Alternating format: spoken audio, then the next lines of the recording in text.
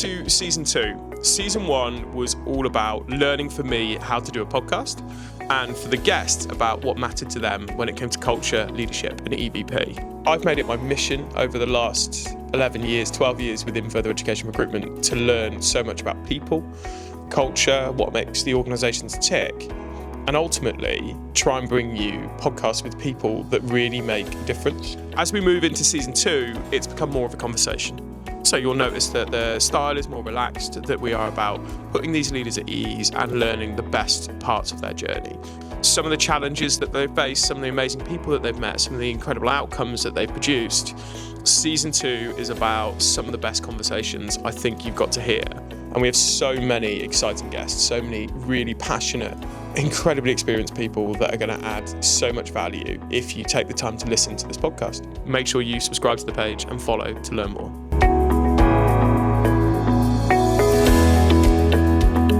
Welcome to Aberdeen College, where we have the privilege of getting to know quite a lot, I reckon, about Charlie Deane, Principal and CEO of Aberdeen College. So, Charlie, tell us a bit about you, and then tell us a little bit about the college. So, I guess it's just a bog standard FE college in a lot of ways. And if you don't understand FE, what we like to say about the college we all work in is that anybody can walk into the college and we can help them with their future. So we're mostly 16 to 18, about medium-sized, 4,200, 16 to 18-year-olds. HE, adult, we do a lot of quite very high needs stuff that maybe some other colleges don't do. But we also have a thing in our college called the Bury Guarantee, which is every young person in Bury gets a spot at college, regardless of what they did at school, as long as they're not a safeguarding risk, and we can meet their needs, which I think is a really good thing. And we actually say that out loud. We report back to the council and the chief executive of the council about how we're doing in relation to that. You know, there's certain things they have to do. They have to obviously apply. They have to come to their advice and guidance. They have to be here for their enrolment appointment. But everybody gets a spot. Yeah. So that's quite a big promise.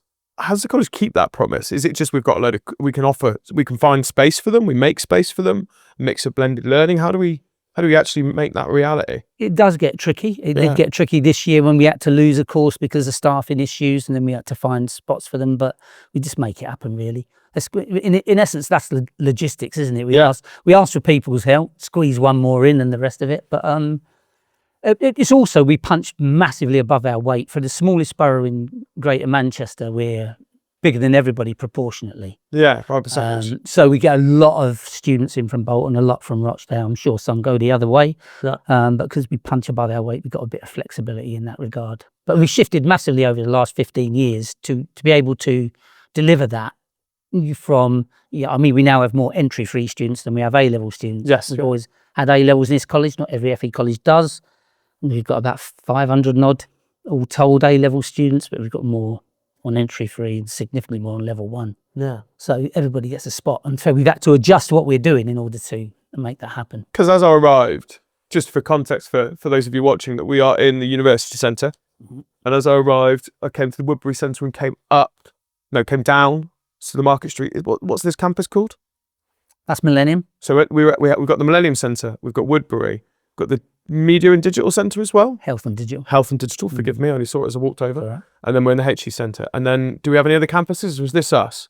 Yeah, that's it really. So it's all quite tight, all quite close. It's a bit awkward in terms of, it'd be nice to have one big building. Yeah. We don't have that.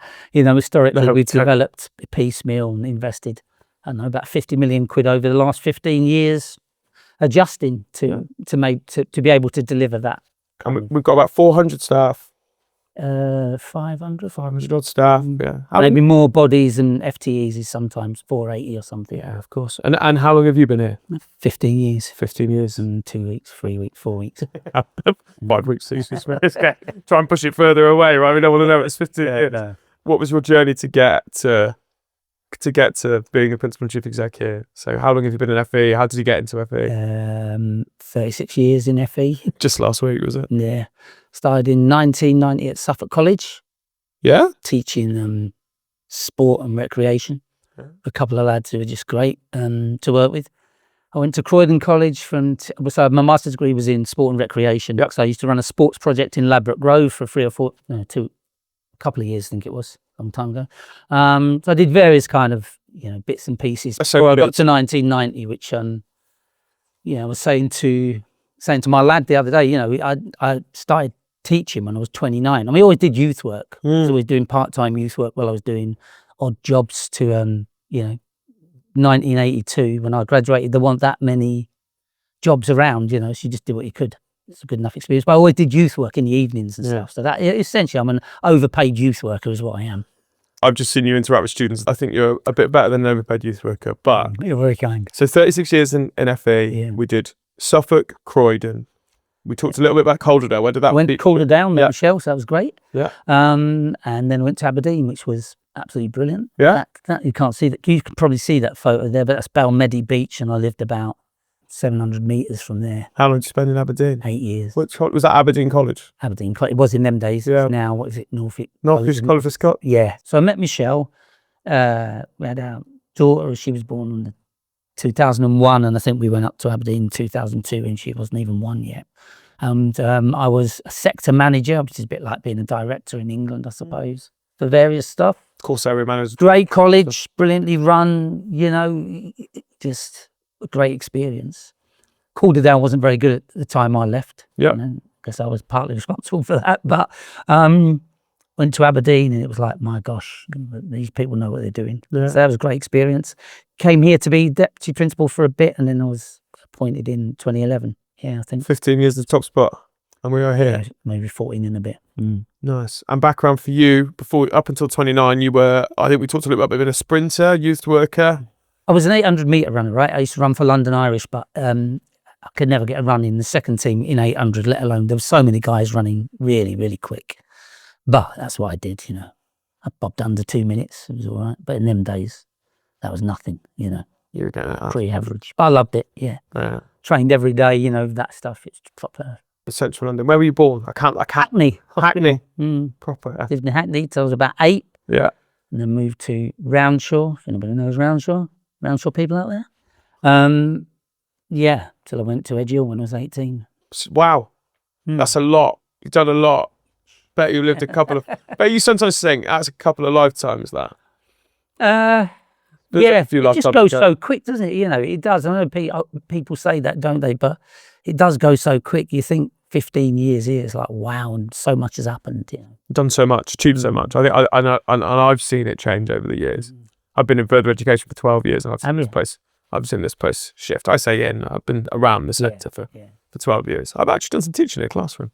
Well, it's the greatest job in the world, teaching, if you want to do it. I mean, you can't do it if you don't want to do it, which is the interesting thing in terms of where we've got to in terms of the bits of the curriculum that are hard to get people for. So they're not born saying, I want to be a teacher. They're born saying, I want to be something else, and they become teachers. Yes, well, they do their craft, they master it. Yeah. And then this is a really interesting question. This was posed the other night, and I can't say to what, but it was an interesting question around, well, if you teach in secondary schools, you go from school to university, back to school. If you're teaching further education, you go from school to college, to trade normally, right? Level 3 vocational apprentice, and then you come back in. But that's 20, 30, 40 years later, so you've forgotten all of that airs and graces that came with that study. Yeah. And you're just relearning how to teach in a totally different environment, and it's shaped such a different teacher. Yeah.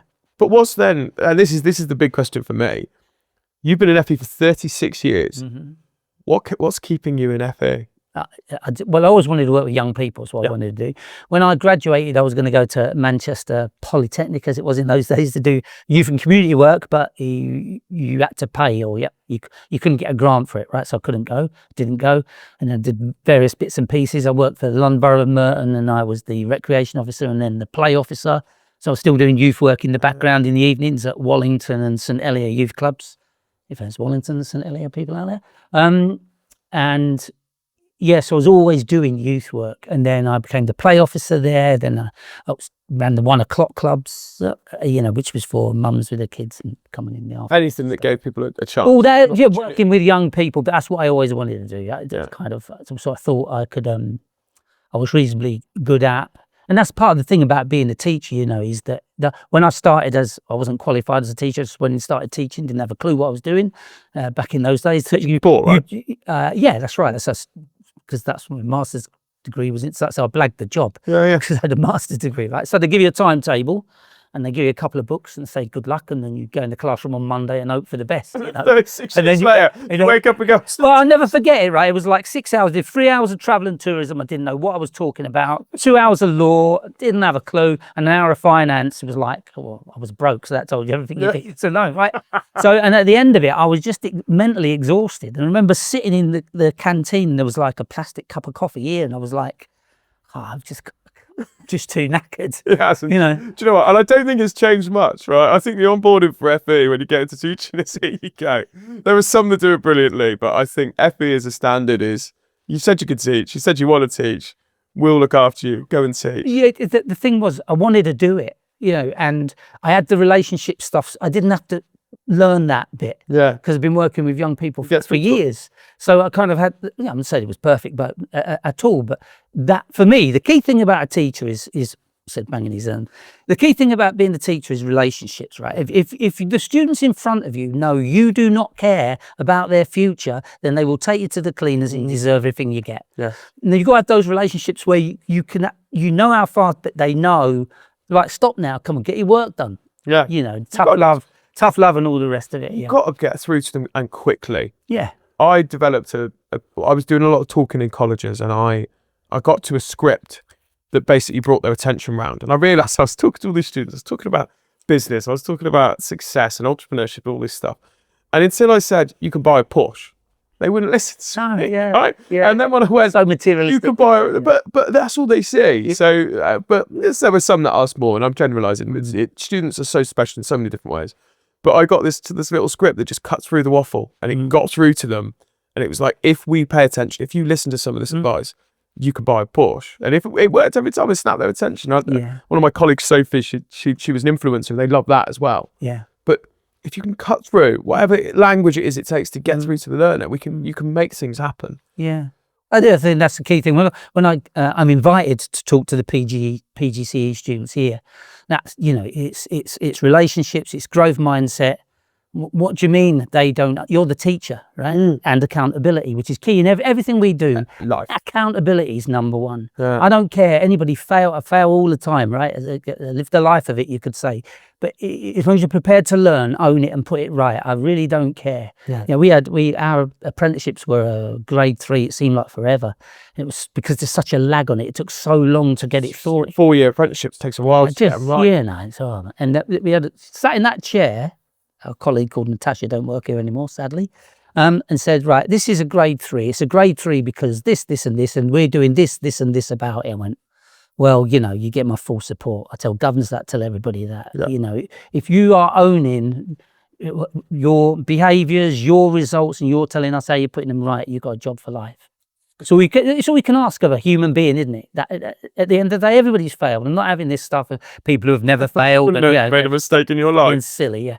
That's all you can ask, I think. And I think that is really important. When we go around to talking to staff in staff inductions, that's the thing we emphasise. And is that the bit of advice you give to someone that wants to get into FE? If you're going to come here, you love the students and be accountable, or support the students. Yeah, and the other thing is there's people talk a lot. I mean, you must talk. Is this about culture? Well, I was a sociology teacher, so be careful. Well, don't get me started. But as the number one position, you set the culture. Yeah. And I had a thing in my head yesterday, and I was thinking something. I was thinking, could you be a number 2 and set the culture? And in my head, it was only if number 1 is silent. So if you've got someone that sits above you and they don't say a word, you can set the culture as a number 2. But if that person so much as opens their mouth, they are the person that sets the culture. Ultimately. So yes, this is culture. That's really interesting, and I'm just thinking through my experience there, and I kind of agree with what you're saying. But there's a lot of rubbish talked about culture and people who don't really understand what it is. Yep. And this is why we always say when myself, the deputy principal, vice principal, go around and talk to new staff. You say, look, at the end of the day, I can say what I want about how you should interact with your colleagues, right? How you should behave as adults. If you think from a transactional point of view, we don't want no stroppy parents, we don't want no stroppy children.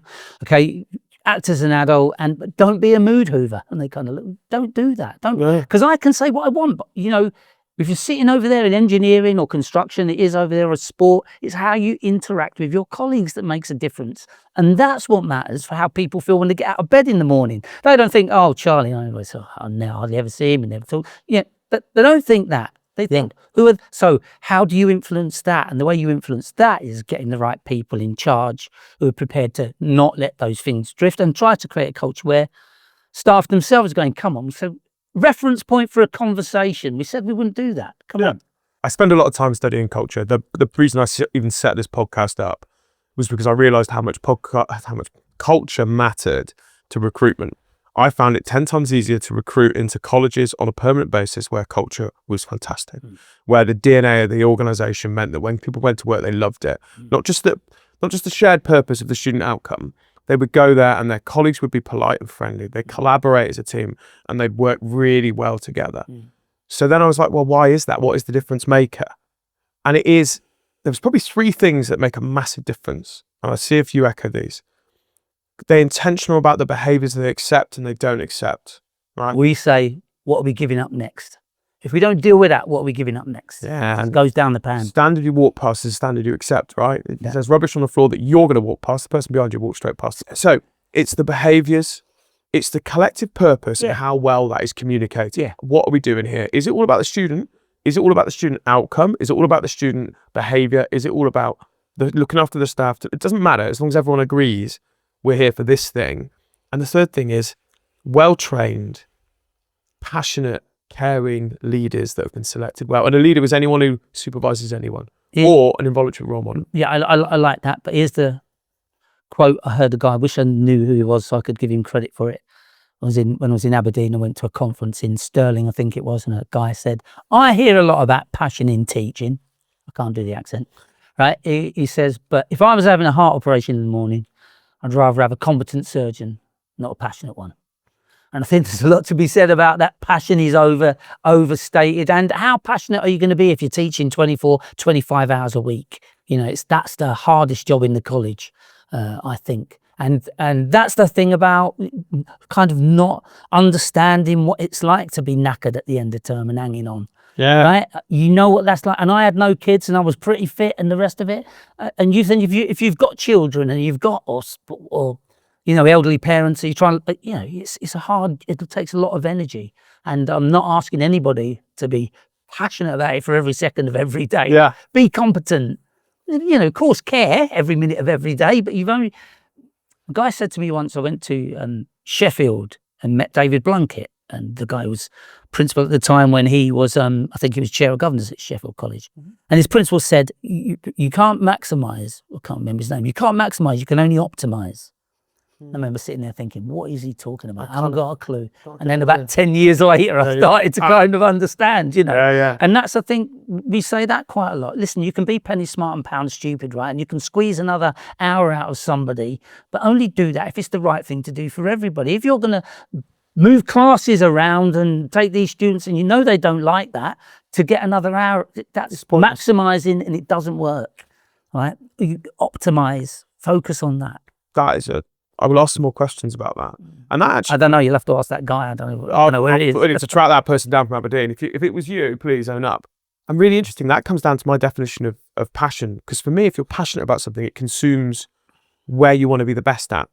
I'm passionate about people, so I constantly improve what I do to be the best version. So I would say I was a competent and passionate person, but you're right. If I was just passionate running around the place with like a headless chicken going, I love it, oh, it's great, and then I get nothing done, then I wouldn't be sat here. I'd have to go do some work. So what is your proudest moment within further education so far? So I kind of don't think like that. A young lad asked me that in a staff induction one time, what's your proudest thing you've done? And I just don't think like that. You know, I think, I could have done that better. I wish I'd done that earlier. Have you mood with the child? I wish I'd sorted that. No, it's just, I think it's, I don't think it's a downside, but if it is a downside, it's a downside of just being accountable for what you do and understanding how important it is, and that you make mistakes. I think if anything, it's the way that we've got to where we are as a college, that everybody's got a place here, and it wasn't always like that. And I think that's important for any community. thanks so much for that introduction to you. And that obviously has shaped quite a lot of what happens at the college. So talk to me a little bit about your methodology on shaping this culture over the last 15 years. So do you have values? Do you have behaviours? How do you keep these guys focused? Well, yeah, I'm pretty clear about it, but it kind of goes back to what we were saying earlier about we create our culture by our actions, don't we? Yeah. And doesn't matter who you are, you cannot control how these people are behaving. And they come, they've got complicated lives and kids and the rest of it. And some days they ain't feeling great, and you're not going to be able to control that. So first of all, you've got to establish that idea about what it is you can control or even should be trying to control, right? You can go to a lot of organisations, and maybe over the years, maybe they're not so prominent now, but where everything's micromanaged within an of its life, and that's not a way to do things. Everybody's a professional person. They know what they're doing. They know what their job is. If they don't, we're here to support them with regards to do that, and we're pretty good, I would suggest, at doing that. So if you took the quality team, for example, it's been through various iterations, some good and some bad, over the last 15 years, but it's always been about supporting the teacher to develop themselves, right? Yep. It's not about we're telling you how to do it. This is how you do it at Berry College because we said so and we know better than it. No, it isn't. One, we tried to follow the research and keep up with the research and embed that into what we do. And two, the quality team works on a I've just observed you. Yeah, so Guy, how do you think that went? And you tell me how you think it went. Yeah, I said, okay, what else went well? And la-di-da-di-da. And yeah, I saw that interaction. That was good. Tell me more about that. La-di-da-di-da. Okay, what are you giving it out of 10? Very cut short. 6. Okay, well, that's interesting. How are you going to get it to a 7? I'm going to do da-da-da. And if there's anything missing, I might say, what about that interaction with Simon over there? How do you feel about that? Okay, maybe we can add that in, but how are we going to agree to go forwards? Right? And as long as you are owning what you tell me you're going to do different, that's great, isn't it? That's the way you want to do it? Or do you want me to come and say, problem with that guy was this, and this, and you need to do this, and this by Friday, or, away you go. And that was long before there was you couldn't get staff for love nor money in a lot of colleges. Yeah. And it's not because of that. It's because that's the way you're going to get more out of people, isn't it? People have to want to be better. Yeah. And you have to be able to encourage the best out of people. And what I was thinking in my head when you said that was actually, a college's job is to meet every student as they are. But a college's job is to meet every employee as they are and shape them beyond the interview, right? If you interview someone, you should know what their skills and their weaknesses are. By the time you get up and walk out that room, you should have been able to make a hiring decision. I always say that to my team. Stay in the interview as long as it takes to say yes or no. Yeah, if you come out and you're a maybe, you're a no. So don't come out and be like, Guy, tell me, what do you think? Come out and say, I want that person on my team. Or I don't want that person on my team. Short-term pain, long-term gain. That's what maybe more inexperienced staff don't get. Yeah. They're desperate to have a body in front of, regardless of good, bad, indifferent, standards dropping, And I get it. Yeah, I do get too. it sometimes. I've been there, yeah. Because if you don't know when the next person is going to be sat in front of you, so you haven't got confidence in a funnel of hiring, you think, actually, if I say no to that person, I'll wait 6 months to see someone else. You will say yes more often, right? But if you've got absolute confidence that you can say no to that person and someone will come through that door again, that'll be more worthwhile to the students. But I think part of the answer to your question is it's not about me and it's not about principles. And I think you get less out of your college if you think it is. Yeah. We say all the time, and it's as genuine as could be, and you'll know throughout your life, right? Tell me if this is wrong. You're as good as the people you work with.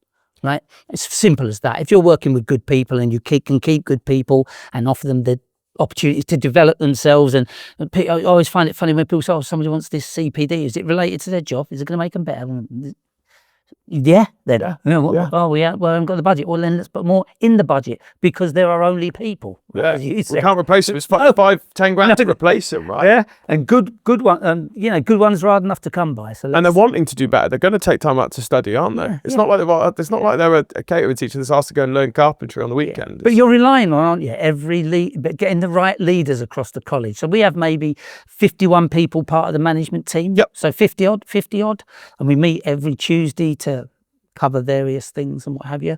And but they're the in person on Teams. In person, yeah. Amazing. Teams rubbish. No. Amazing. That's not a meeting, is it? Well, you might get something. No, you can. It's not a meeting. One way. You know what's really hard? I find this when we have governors' meetings on Teams is you feel really awkward disagreeing when you're in person. Yeah. Do you know what I mean? And you can settle it out. Read the room. Did I leave that person feeling a bit awkward about that, or did I articulate that properly? Whereas you can go, yeah, sorry, what I meant was, and then you get more contribution from other people, which putting your hand up and the rest of it just kind of don't work, does it? No, in person, yeah, we meet in person and we solve issues, but you're relying on them. Yeah, they need to behave in a way, right? But what we don't have is people throwing their weight about. Nobody's a big shot. Well, I got the principal's job. I said, Dad, I got the principal's job. He went, yeah, don't be thinking you're a big shot. I said, you know me better than that. But that's not what you need. That isn't how we perceive leadership, if that's a thing, right? It's about behaving as an adult. Everybody knows what their role is. And do you know what? What do you think about this? I say there isn't a good team anywhere in FE that doesn't meet regularly. If they don't meet regularly to get the issues out and what we're doing about and what's the thing, if they're not doing that and just Socratic dialogue, right? They're not having that debate and backwards and forwards. I'm not sure about this, and can't have a one-way chat. You've got to be out. You've got to be together in a room, having that meeting, dealing with the issues. And if you don't do that, we never miss a team meeting here, never. And if somebody says, "Oh, I've got to go to this," well, we'll move the meeting then. We'll have it on another day. I was out for dinner with one of my clients. I love him. Really passionate man, runs a brilliant organisation. I'm not going to say where. He wanted to bring his team cohesively together. And he brought his team together, but he invited them to dinner in his house and he cooked for them. Wow. Does it get any more from an authentic HR manual says, don't do that, right? Everything in the book probably says, don't invite your team around to your house. It's too personal. But he invited them into his house and he cooked for them. He broke bread with them. They all left later on and the team have never worked better together. But you just get together and imagine that. Imagine, Can you imagine people in my house? Well, yeah. Going, what do you mean? No. I think, but even maybe you take them into the kitchen, staff kitchens, and you cook and you serve the wine and you do everything and you bring the staff team together and they see you cook.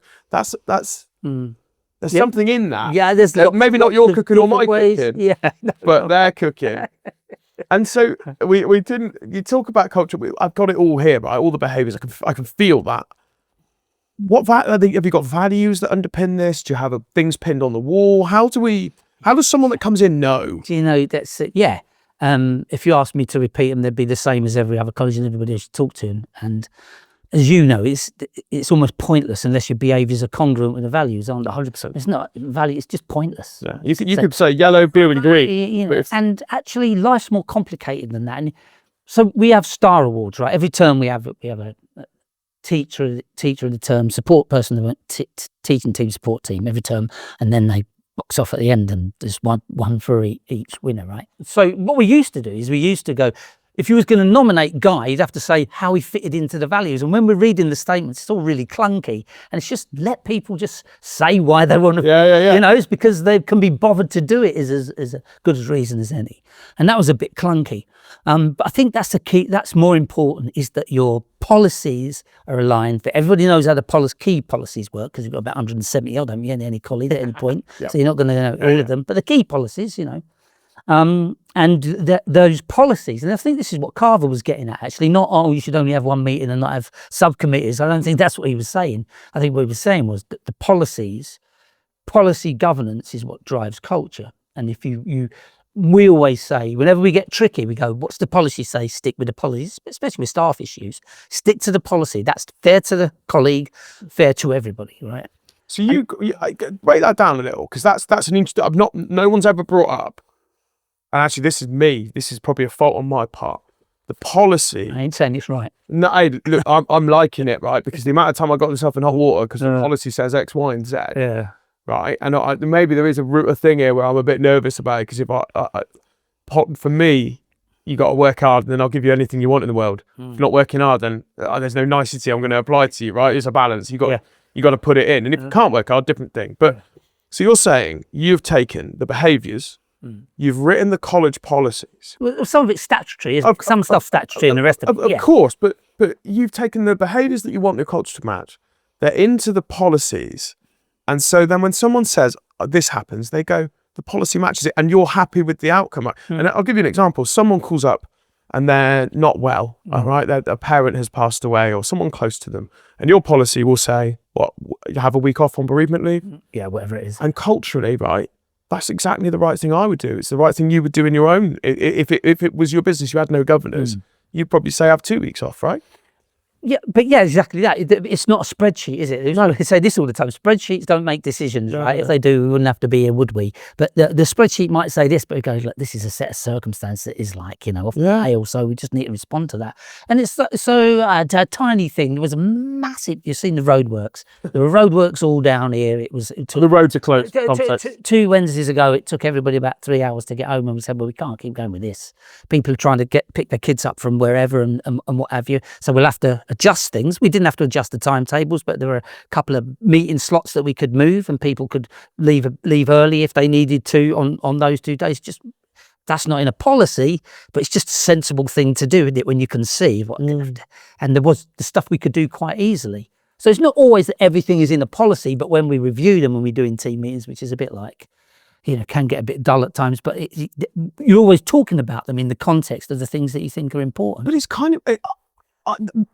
I'm on my 25th conversation in this chair asking people about it, and no one's ever said is the policy. Nobody's ever even brought policies into the conversations with me. But if you can shape your business's policies to match your behavior, and ultimately I agree with you, okay? So you get a strategic plan. You take the strategic plan, you get an operational plan. You take the operational plan, you match it to the job description. You match it to the behaviors that are in the job description. You match it to what the work looks like. It all works. But that's never going to replace colleague interact. No. The colleague has this policy to protect the colleague they're talking to and protect themselves and protect the colleague, right? And that is built around, as we adjust them, we go, well, is that the right thing to do? And actually, we don't go strategy, operational plan. We go mission. Yeah. This strategy is designed to deliver that mission, and the operational plan does what it does. Yeah. But it never replaces the skill of a manager or a colleague to talk to somebody around the framework of that policy and get that person to where we want them to be, right? Which is moving forwards or helping them deal with the issues that they might have or whatever it might be. There's a brilliance in the simplicity of it. There's a brilliant, because as Tolstoy said. Yeah. But also, how much work must have gone into shaping that over years, right? It's been 15 years of, it's almost a life's work. You took all your skill from the 36 years and you brought it here. When I left Aberdeen, right, I spent the last 2 weeks I worked there copying everything. I took a copy of everything, down onto his. Yeah, and I never looked at it. Yeah. Never looked at one thing, but everything was tied down so tight. Everything was great. I'll take all these. I never ever looked at it. You didn't need to, because it happens organically, don't you? You have a process by which you're updating policies. It goes to the policy group who look at it. They bring it to the leadership team. We agree it, nudge it in this direction. We're just looking at the sexual harassment policy, and that's quite, make sure we're getting that right so that everybody's covered. And that it fits in with what we want. Yeah, to be fair to as far as we can to everybody. But the policy is a framework, really. I think. I love it. But you can you can still get it wrong. Yeah. Wow. It's not so you're going to go, that was brilliant. We've got it all sorted because hot end of that more than once. I'm sure. Yeah. I dare say. So, if I were to go and ask the staff what your values were, do you think the staff would recite the values or the way that the values made them feel? No, probably not. They'd probably say just that we're student focused. Yeah. But it doesn't. So our mission is serving the community for education and training, and what we say in our strategic plan is that's successful if you get students to progress positively, which is oversimplistic. Yeah. Because there's a lot of other things that we do about positive future, skills for job, skills for life, and giving young people the dispositions for work, which I think is critical. It's no good just sending them out there with a level 3 in engineering if they can't get up in the morning, get to work and go, okay, get your hands out of your pockets, put your phone away, and and be accountable for their behaviours. Absolutely. We keep saying that. How can we get more across to students? So when they're naughty or they tell you to F off or whatever it is, it's like, come here, don't be silly. What are you doing? Yeah. Oh, I'm sorry, it's all right, let's don't do it again. But be accountable. It's that is so powerful for everybody, isn't it? Yeah. When you are. Yeah, that's on me. I need to get that sorted. Do the values need to get as far as the students? Because if you say to a student, I'm student focused, I'm going to look after you, they go, yeah, right, whatever. So how do students understand what culture means? No, I wouldn't say that to a student. No, definitely not. Because they'd be like, does that mean you're going to do anything I want you to do? The interesting thing is he's right on the door every day. And here's an interesting thing. Student walks by, yeah, young man, and he's walking past you. Turns around with a scowl on his face, right? Because he thinks he's going to get told off. because that's what he's used to, because that's what he's had all the time, right? Yeah. Have a nice day, right? And when they start, come on, Gabe, right, come here, listen. And this is what I learned, because I do get parental if I get in that situation, and which is why we have a team. And Dave, sort this lad out, will you have a chat with him? But if you get into that, listen, I promise you this, right? I'm trying to help you. Listen to what I'm saying. Just put your badge on, read the back of it, have a great day. You know, it's a different thing. I couldn't possibly tune into Gen Z. Would never be able to do that, right? I can't bear it when people say sick. What are you doing? No, it isn't. But you know, I couldn't. But that, you're just trying to make a connection. That's the key thing also about being a teacher, isn't it? Is that when I'm saying, Guy, come on, you know, it's because you've got to do this, because if you don't, you're not getting to where you want to be. You say lessons, we say, listen, don't 80%, I'm not interested. Every lesson's another mark. Don't come to me, right, when you get your result on the 20th of August or whatever it is this year, and you fail by 3 marks. What's your attendance? All you need to do is get to 3 more lessons. Yeah, 3 things you could have learned. What are you doing? Come on. I was at Hopwood Hall the other day with a man that I respect massively, called Pulpit Paul. And he said, I held that student to account, because in 10 years' time, he might still think I'm a dick. Yeah. But if he thinks I'm a dick and he's earning 70 grand a year as an engineer, then I'd be the dick. And I'll be the dick every day for the rest of his life, as long as he goes to the lesson. What's he called? Pulpit Paul. Paul, good lad. Love it. And I say to him as well, they walk past you being moody. Right? Have a great day. And it's okay. Listen, it's unconditional to the back of their head. And that's what it is. Yeah. That's what it's got to be. Yeah. Right. You get him, not just because you're getting paid for it, but I want that person to have a good it's day. unconditional, yeah. The other thing I was going to say about culture was Jean-Paul Sartre a bit, didn't I? But the other thing about culture is how it is actually perceived by staff. Ways of acting, thinking and behaving exist external to the individual, right? Which are endowed with a power of coercion by which they constrain him, and people can feel that. But if culture gets too spreadsheet, claustrophobic, brilliant, okay, mechanical, micromanaging, with no context, this thing about value added. Oh, this young person's supposed to get A stars and they're only getting A's. Well, they've got into Cambridge with A's, and they're doing other stuff with their life and looking after their well-being. Flexibility needs to be baked into the behaviours. It needs to be situation-led, contextually led. Yeah. Culture doesn't exist in a vacuum. We don't exist in a vacuum. And every person is different. But what you want to do is build a framework where, and you said it at the very beginning, are my staff comfortable to call out things that are Berry College or not Berry College? So a student you did it. I walked in and you said, put your badge on, lad. Yeah. Right. You said, set a good example for those learners. Right. And I always put my badge on, I promise, everywhere I go. I sometimes steal them and I'm really sorry and I've got a pack, I'll bring them back. But you said, put your badge on and set the right example as we go through. So a Berry College behaviour is wear your badge and have a great day. It's non-negotiable. Yeah. But there's a lot of scope within that. Yeah. Like there's loads of flexibility, because having a great day to you might just be you get to the end of it and get home, right? And that might be fantastic for you. Having a great day might be that actually you laugh and you smile and you hang out with your mates. There was shadow boxing when I walked up outside, having a laugh and having a joke outside. I'm not sure if they're meant to be in lessons, but they were having fun. And so there's loads of flexibility. And if we make it super rigid, you have to smile as you walk through the door. You have to say hello to everyone you meet. You have to ask them if they had a nice day. You have to, suddenly you're going, if this is culture, I want to go work somewhere else really quick, right? Yeah. And that isn't how it's built. And culture's built by us talking and being prepared to say, well, that's not very, very college, is it? But not have a go, but just say, come on, next time, ask them if they're having a good time. 100%. But that's the other thing. And badges is a classic example. Like one, it's a safeguarding thing, right? So it's incredibly important. We know you're one of us. And okay, I would know you're a visitor if you didn't have a badge on. Yeah. But this is what happens, culturally speaking, and it goes down the pan like that, right? You don't wear your badge. If you say to students, this is what you need to understand. You don't wear your badge. Why would he wear his? Yep. And why does she wear hers? And where do we end up? We don't know who's a student and who isn't. Yeah. So, you are contributing to keeping the place safe by just following the rules. But that's culture in a nutshell. It can go down the pan. The second you stop pushing that rock up the hill, it rolls back down over you. And that's a meme, isn't it? Right? Because we ain't talking about badges. I don't even know what a meme is. Right. Anyway.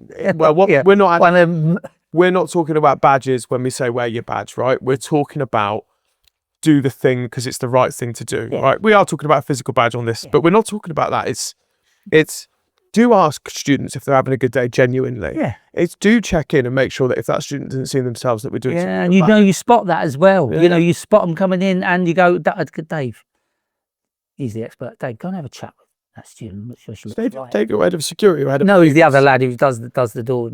Yeah, because that was the same thing. We had this interesting conversation with our marvellous head of safeguarding and behaviour. And she said, we should mix up on the doors. I said, no, I don't think we should do that. I said, because you get to know the student. It's just their faces. You get to know them. They get to know you. And a lot of them don't even know. We go around, see all of them in induction, as many as we can, right? But I was a lad in Tesco's the other day. He went, you're, he left a couple of years ago. You're the bloke from college. I went, yeah. He said, what do you do there? I said, well, I'm the doorman, obviously. He said, no, somebody told me like you own the whole thing. I went, you don't believe that, do you? And it's that you get to know them. So you do see shifts in behaviour that you might, and we've had a couple who have gone, come back out and said, thanks for that. That was really helpful. Point them in the right direction. I don't know what to do. When it gets to that, you need experts, don't you? But, I just work here, Charlie. Yeah. I like that. I just work here. I don't know what to do there. Yeah. So who's in charge of culture then? Everybody, yeah, obviously. It's how it's that thing about, you create your culture by your actions, by your behaviours. Set the tone, set the pace. And do you do anything? Do you measure it? How do you know if it's good? How do you know if it's bad? Yeah, we have staff surveys. Yep. Probably too many. And you see the response rate going down as you get through. But I think we got up to about, was it 7 out of 10, 70%, which I think was pretty good, all right, maybe. It's good. But, it's different. It would be different the next day because you only have to have an interaction or, have a chat with somebody and it goes, that's the nature of it. But yeah, you're as good as the people you work with and you're relying on them to do exactly as you said. Don't walk past stuff. If you're in a meeting and people are just being a mood hoover, you got to deal with it then. Yeah. We said we wouldn't do that. That really annoys me. Someone comes to me 3 hours after the fact and goes, they were doing this, and I go, and you want me to walk up and put them out now? What's it got to do with me? But also, you want me to go and deal with it now, post the fact, when you were sat in the room when it happened? Why didn't you just say, come on? Fundamentally, that is your job. Why are you telling me? Are you telling me then you didn't do your job? Are you telling me? I'm not going to pay you. Well, crack on. But that's where but it's harder for inexperienced staff and people who've been newly promoted. I remember when I first got a promoted job, I remember talking to this lad. I could kind of see the kind of windows and the blinds in my mind now. Is how I'm imagining it. And he was about 25 years older than me, been teacher for 20. I just felt so awkward. I didn't know what to say or how to say it, You have to learn that, don't you? Yeah. You learn that. And manage up and down. Yeah. In age and experience, you have to be a manager with all sorts of people. But it takes time and experience, and you have to be allowed to get it wrong. Yeah. Otherwise you'd never get anywhere. Why do people work at Berry College then? Why do they come here? Because we pay them. That's nice. Yeah. Is that it? That helps. Yeah. On sign every once. No, I think there is. We say this pragmatically, practically, and honestly. You get quite a lot of people locally, and we always say, we found an electrician, we found a engineer. So where do they live? They say Cheshire. I said no chance. You ain't gonna do it. It's too. You're doing this all day and then travelling hours backwards and forwards. It's hard. Why do they stay? I think we've got quite a lot of. I don't know. By comparison, I think genuine FE people do stay, don't they? I think you find there's we have our long service awards in the summer, and there's busloads of people on 30 years and I was someone who on 40. Obviously, I was someone with 40 the other day. I was thinking 40 years. God. You've done 36. I've done 12 in different places. Yeah. I think it's who they work with. I think it can. I guess.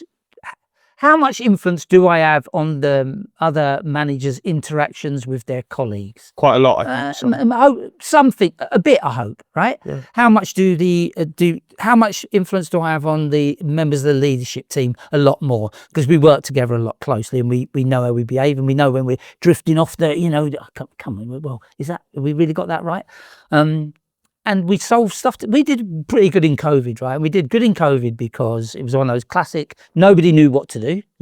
It never happened before. And everything we solved as a team.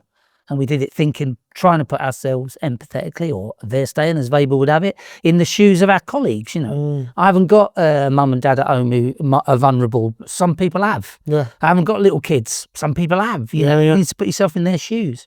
So I think we did it empathetically, and we did well. And we got students back as quick as we could because we followed the mission. Yeah. You know, I actually got to do a bit of sociology teaching, which was a fantastic. So people come to Aberdeen College because they are going to be well treated, and you're going to look after them. I don't think you could say that's why they come, because I don't. Do people know that about an organisation? Do they maybe hear things? And there are some people who would have left here who would tell you the exact opposite. Yeah. They'll be saying, "Oh, don't go work there because of him, this, that, and the other," and spin a yarn about. Well, okay, that people will come and make decisions for themselves. I don't think. Do you think about any college or organisation? People, maybe they do. That's a really good place to work. I'm not sure they do it for Berry College. I think. Do they? I think it would be interesting to know the truth of that. I can tell you as a recruiter, the feedback that I get from people that work here is that it's a good college and people enjoy working here. And I think, of course, if I asked a 1 in 100, then there will be always a percentage that hated the place. The ones who get dealt with, who are or aren't here anymore, or they're here but they shouldn't really be here. Will say it's not great. But ultimately, the people that work here will decide whether it's a great place to work or not. And if you have, I think the retention figure is probably one of the bigger questions. How many people stay longer than a year? And I think... Yeah, we're well below the average vacancy rate. Is that what you call it in the trade? We're well below that. Yeah, turnover rate's pretty good. Yeah. Anything less than 10% is pretty bloody good. Maybe it's lower than it has been in the past. Yeah, maybe. And it's improving. I think there's two things that I would measure if I were running a college, and two things I ask is, what's your vacancy rate is one. Good question, right? And I split three things I ask. The vacancy rate is how many jobs you've got unfilled that you're carrying at any one time.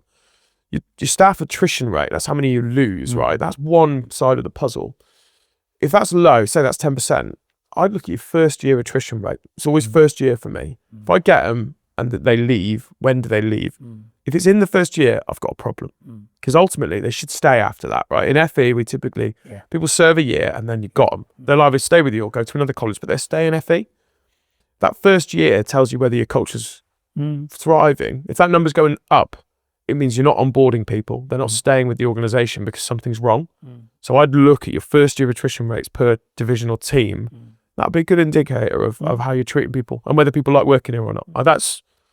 That's for free for you lot, but it's always an interesting exploration exercise. I think we're pretty good on that front. We try and look after people. We don't micromanage. We're very clear about what the expectations are. The policies, as we said, are in place to look after everybody, and we know we can't do it without them. And how does the college then support people's progression? Because I don't see a lot of leadership adverts out of the college. Of this college? Of this college. Because we promote from within. Yeah. And that's critical, because when we have got, we've had people come from outside and they go, oh, well, about this time of year, we'd be getting rid of all the trouble students. What do you mean? When they've been here 4 weeks, got nothing from school, and you're going to now kick them out? What are you talking about? That's not how we do things. No. That's not what we're here for. That's not what that's definitely not what this college need does. A bit more support about, the behaviour and the rest of it. We will. That's what we're here for, to allocate resources. Absolutely. But just throw them out. No. That's not happening. Same value. Oh, this student's going to get, I don't care. I don't care what grades they're getting. That's on me. I'll tell governors. I'm not interested in the value added. I'm interested in what the mission says, which is get this student from here progressing positively. So if she can't get out of the car because she's got raging anxiety, but gets to 20% of her lessons and gets 3 Ds and goes to university, that's a win. Ofsted might not like it. I don't care. For us, that's what we care about, and that's what we do. And over my dead body. And I'll be accountable for it. I will tell governors, that's on me. Yeah. This value added is what it is because of how we do stuff. Yeah. Right? And what we have got in this college is congruence in that, deep belief in inclusion and progression at a governors and a management level. But and this is what I was saying, all through this is what I've been saying, is that you give them that level of confidence that worker, whoever that person may be, so this is Charlie's mission, right? It's the college's mission, but you're saying it. So if they do something and they genuinely did it in line with that expectation, that outcome, you'll back them to the hill, right? 100%. And 100%. I've done that in they've seen Ofsted it. with governors. I do it in meetings with governors. And, you know, if you want to do it in a different way, you just have to say that's not what we want the college to be. But it is what I think they want the college to be. So that's helpful for me. And what would you say to someone that wants to come and join the college? So if someone's seen a page on your advert, likes the vacancy, what would you tell them? It depends what stage, where they're at in the career, how long they've been in FE, what job they're doing. I'd just tell them what we are, openly and honestly, what it is. If you've been a teacher for a bit, you know it's hard. Yeah, it's hard, especially November, December. We always say don't make any decisions in December. They'll be wrong, right? Because everybody's brains are scrambled. And then you before you know it, in February you're at half term. Stop wishing my life away for me, Charlie. Yeah, I know. Trying to make it right now. My mum used to say. I don't know. Just have an honest conversation about the mission, about what we care about, and what we do, and that our behaviours are congruent with that. We don't say this stuff and then not live it. We don't do any of that. We're pretty honest and open and down to earth, and I say come to Berry College, but yeah. Have you had a role model? Who's taken you here? Have you anyone you followed? Not really. No, I think you learn from everybody, don't you? That you've worked with, and sometimes you learn how not to do stuff, and sometimes you learn how to do stuff. Like I say, working in Aberdeen was brilliant. I wouldn't do it like that, but it was absolutely fantastic. And I've worked with a number of people who sat me down from time to time and said, Charlie, and you're really grateful for those conversations, aren't you? Yeah. I was on a leadership. On that same leadership course I talked about earlier, if that's what I did. And it's this brilliant thing where I think they put this up for me, I'm sure, right? And it is a circle, and they go, this is a circle, and this is, if you're operating in the middle here, you're operating too safe. If you're operating on the edge of the circle, you're kind of pushing things, and that's probably going to move things forward, right? But if you're operating out here, you're going to get taken out. And I thought, yeah, I am. Yeah. But 15 years later, we're still here. Well, you kind of learn. And then you listen to what people say about how you're behaving and getting your point across or not getting your point across, because, and I think there's been a lot of people that I've worked with who have been really helpful in that regard, and giving you the benefit of their experience. I have a phrase that I use, which is you're the sum of your experiences and your memories. So what have you been through? What have you gone through? And what do you remember, right? Because you remember some pretty painful stuff. I tend to remember the negatives more than the positives. And I do have a lot of good positives, but you remember it, and then that's your experience, and that shapes how you go forward. So I think, the role model is the way to live. Interesting. You're shaped by what you do. And you've touched on that leadership course. Are you doing anything looking after yourself? Is there any personal development you do? Anything you do to stay fresh? Talk to the students, I reckon. Yeah. I mean, I read a lot, and and I think it's how I think it's reflecting on how you solve problems is what's helpful. Yeah. And they can be small problems, or it can be big problems like COVID, or there can be big problems, big issues like the area review. And that was tricky for us. And what did we learn from that? Charlie, I think you've had a pretty interesting journey in leadership. What would be your advice to someone looking to progress within further ed? The things we've talked about. Be accountable. Yeah. Own your mistakes, learn from your mistakes, keep developing yourself. If you're going to go on any leadership program, the rest of it, do not go and turn your nose up. These people who've got years of experience of doing this stuff, and you've got nothing to learn from them. You've been on courses with them people, and you go, and you see them, and they know everything, and then they get a job, and then 6 months later they get the boot, and you go, wow. I saw that coming. You normally find them in a speed awareness course, just so you know. Always telling the instructor they're wrong. It's brilliant, right? I think you were a nightmare. Yeah. You were a nightmare on that last course you went on. Yeah, I remember going to one. This guy was so rude to the people because over 5 minutes later, you have no idea what happened to these people when got here. Yeah. How can you behave like that? Yeah. Gets a job 6 months later. Because they do think they're a big shot. And I'll tell you the other thing these people don't get. They don't get governance. They don't get that the boss of this college is the chair of governors, right? Yeah. The governors, we are responsible as a team for delivering the governor's mission. Yeah. That's what we do. And you have to understand, the chair of governors is the boss. Yeah. There was all. A great relationship, the rest of it, but he's the bloke who's going to ask you to leave if he needs to ask you to leave, and you need to understand that. I bet you're. And he's a great guy, but he will, ruthless for the student. Yeah, absolutely, 100%, and that's what you want. He does that. You go, so are you sure this is going to work, Charlie? Yeah. On your head, basically saying on your head. But yeah, I'll do a little back of a fag packet sum for you. Yeah. Can we afford that? There you go. No, brilliant. That's what you want. Held to account. Yeah. The first person I've had on my podcast, lovely lady, but ruthless for the student experience. Absolutely ruthless. She if you don't want what's best for the student, she don't want you. And that, I just really enjoyed that ethos, because I almost think everyone in FE should be ruthless for the student experience. Not quite to the not maybe ruthless is quite an aggressive term, but it should all be about the student. And if it's not about the student, what is it about? We in our to do those governance reviews. Governance review had these. There's a lad I used to work with actually in Calderdale, great guy, and he said, your government meetings are very student-y, aren't they?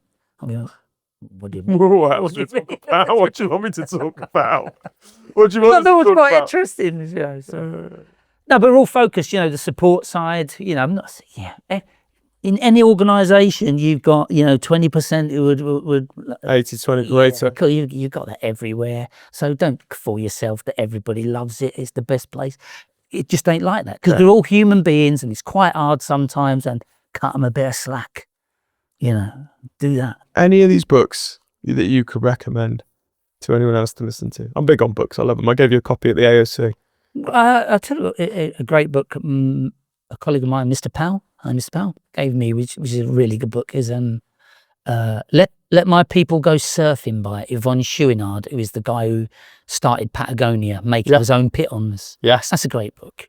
MBA, management by absence, stay out of people's way. People say, so if I get invited anywhere across the college, I go. I never say no, I go. But I don't get in people's way. Because when people talk to me at work, they don't talk to me, they talk to the principal, right? Yeah. And you can feel that. Not everybody, but a lot of people.